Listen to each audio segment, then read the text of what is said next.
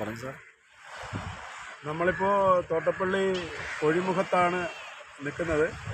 നിങ്ങൾ ഈ പൊഴിമുഖം നോക്കിയാൽ കാണാൻ പറ്റും. ഏതാണ്ട് ഒരു 300-320 മീറ്റർ വീതിയിൽ തുറന്നു കിടക്കുകയാണ് പൊഴിമുഖം. നമുക്കറിയാം ഇപ്പോൾ ഇത് അടഞ്ഞു കിടക്കേണ്ട സമയമായിരുന്നു. പക്ഷേ രണ്ട് കമ്പനികൾ, KMML എന്ന് പറയുന്ന കമ്പനിയും അതുപോലെ തന്നെ IREL എന്ന് പറയുന്ന കമ്പനി ഇവിടുന്ന് ഈ വർഷം എടുത്ത മണലിൻ്റെ ഒരു കണക്ക് ശരിക്കും പറഞ്ഞാൽ ഇവിടെയുള്ള ഇറിഗേഷൻ ഡിപ്പാർട്ട്മെൻറ്റിൻ്റെ കയ്യിൽ പോലുമില്ല. അവർ 80,000 ക്യൂബിക് മീറ്റർ മണൽ ഇവിടുന്ന് എടുക്കുകയുള്ളൂ എന്നാണ് അവരുടെ MOUവിൽ അവർ എഴുതി ഒപ്പിട്ട് കൊടുത്തിരുന്നത്. പക്ഷേ ഇപ്പോൾ നമുക്ക് അറിയാൻ സാധിച്ചത് അവർ പറഞ്ഞതിലും 10 ടൈംസ് കൂടുതൽ മണലെടുത്തതായിട്ടാണ് ഇവിടെ പലരും നിരീക്ഷിച്ചിരിക്കുന്നത്. അതുകൊണ്ട് ഇപ്രാവശ്യം ഈ പൊഴി അടയുമെന്നൊരു പ്രതീക്ഷയില്ല. ഇപ്പം കർഷകരിവിടെ കുട്ടനാട്ടിൽ നിന്ന് എത്തിയിരിക്കുകയാണ്.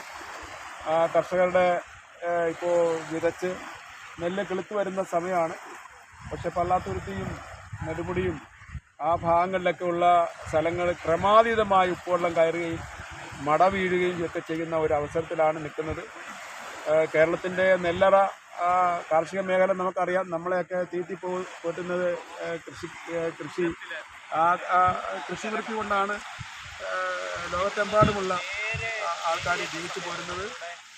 അതിന് ഒരുപക്ഷെ കാർഷിക വൃത്തി ലാഭകരമായി നമ്മളിവിടെ കഴിഞ്ഞ ദിവസം ഈ നാളികേര ഭാഗത്ത് ഒരു കർഷകനെ കണ്ടപ്പോൾ അദ്ദേഹം പറഞ്ഞു, ഒരു മാർഗവുമില്ല, വേറെ തൊഴിലറിയാൻ വയ്യാത്തതുകൊണ്ടാണ് കൃഷിപ്പണി ചെയ്യുന്നത് എന്നാണ് അദ്ദേഹം സൂചിപ്പിച്ചത്.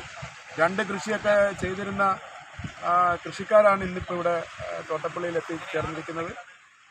അവർ ഇപ്പോൾ ഒരു കൃഷിയിലേക്ക് കുട്ടനാട് ഏരിയയിൽ 2 കൃഷി ചെയ്തുകൊണ്ടിരുന്ന ലാഭകരമായി കൊണ്ടുപോയിരുന്ന സ്ഥലത്ത് ഇപ്പോൾ ഒറ്റ കൃഷിയിലേക്ക് അവർ ചുരുങ്ങിയിരിക്കുകയാണ്. നമുക്കറിയാം ഇപ്രാവശ്യം വൃശ്ചിക വേലിയേറ്റം ഭയങ്കരമായ ശക്തിയിലാണ് കയറിയത്.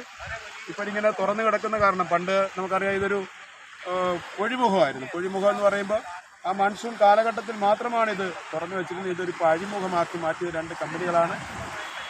ഇത് കർഷകർക്കുണ്ടായ നഷ്ടവും ഈ തീരദേശ ജനതയ്ക്കുണ്ടായ നഷ്ടവും കൃത്യമായി കാൽക്കുലേറ്റ് ചെയ്ത് അവർക്ക് കോമ്പൻസേഷൻ കൊടുക്കേണ്ട ഒരു സാഹചര്യമാണ്.